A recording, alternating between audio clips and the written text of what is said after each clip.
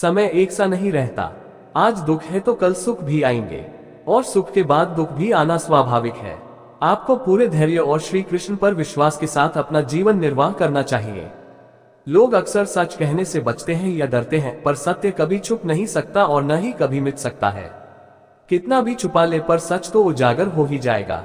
इसलिए जो बात सच पर आधारित हो उसे करने या कहने और मानने से कभी नहीं डरना चाहिए।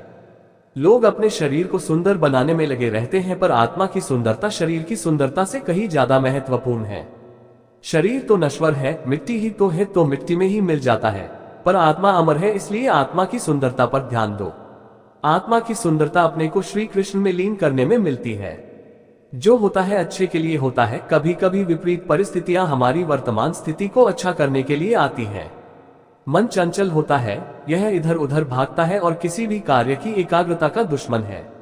लेकिन यदि यह व्यक्ति के वश में हो जाए तो इससे अच्छा कोई मित्र नहीं है। मन को एकाग्र करना जरूरी है, बस थोड़े से प्रयास और अभ्यास की जरूरत है। श्री कृष्ण उन्हीं के हैं जो श्री कृष्ण के हैं। भगवान तो बस प्रेम भक्ति के भूखे हैं। जो भी उनकी भक्ति में लीन होता है, जो भी प्रेम से उन्हें याद करता है, वो सदैव उसका कल्याण करते हैं। जब भी आप कोई बुरा कार्य करते हो या अच्छा कार्य करते हो, आपको लगता है कि कोई देख नहीं रहा, तो यहाँ श्री कृष्ण कहते हैं कि तुम जो कुछ भी कर रहे हो, मेरी दृष्टि सदैव तुम पर है। इसलिए आप यह मत समझे कि आप अकेले हैं, आपके साथ श्री कृष्ण सदैव हैं। जो कुछ हुआ अच्छे के लिए हुआ, जो हो रहा है अच्छे के लिए हो रहा है, जो होगा वह भी अच्छे के लिए ही होगा। तो सकारात्मक रहो और अपना कर्म करो। हमारी सफलता और असफलता इस बात पर निर्भर करती है कि हम खुद पर कितना विश्वास करते हैं। व्यक्ति जो चाहे बन सकता है, यदि पूरे विश्वास के साथ अपने लक्ष्य पर लगातार चलता रहे। कहते हैं मन के हारे हार है और मन के जीते जीत। जिस प्रकार सकारात्मक विचारों से सफलता मिलती है, उसी प्रकार नकारात्मक विचार असफलता के मार्ग की ओर अग्रसर करते हैं। क्योंकि जैसा हम सोचते हैं वैसे ही हम बनते जाते हैं, और अपने विचारों के माध्यम से ही हमें नकारात्मक और सकारात्मक परिणाम मिलते हैं।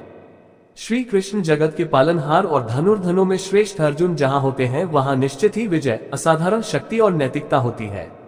मनुष्य ही एक ऐसा प्राणी है जो कर्म करता है, इसलिए कर्म करना प्रत्येक व्यक्ति का धर्म भी है। कर्म कार्य करने वाला व्यक्ति है कर्मवीर कहलाता है। इसलिए कार्य करते रहना खाली बैठे रहने से हमेशा बेहतर होता है। न तो समय रुकता है और न ही एक सा रहता है। बुरा समय हो या अच्छा समय बदलता जरूर है। आज बुरा है तो कल अच्छा, और अच्छा तो फिर बुरा समय जरूर आएगा। सुख के बाद दुख और दुख के बाद सुख आते जाते रहते हैं। इसलिए इस पर हमारा कोई वश नहीं है, लेकिन कर्म पर हमारा वश जरूर है। आप सिर्फ कर्म करिए, फल की चिंता किए बगैर। समय आने पर फल जरूर मिलेगा। जो अज्ञानी व्यक्ति होता है वो ये गलतफहमी पाल लेता है कि मैं करता हूँ, सभी कार्य मेरे द्वारा किए जा रहे हैं, ऐसा जान उसमें अहंकार घर कर लेता है। परंतु इस श्रेष्ठी में जो भी हो रहा है वो तो प्रकृति द्वारा किए जा रहे हैं। अज्ञानता के कारण व्यक्ति में जो मैं का अहंकार जन्म ले लेता है, तो उसका पतन होना निश्चित है।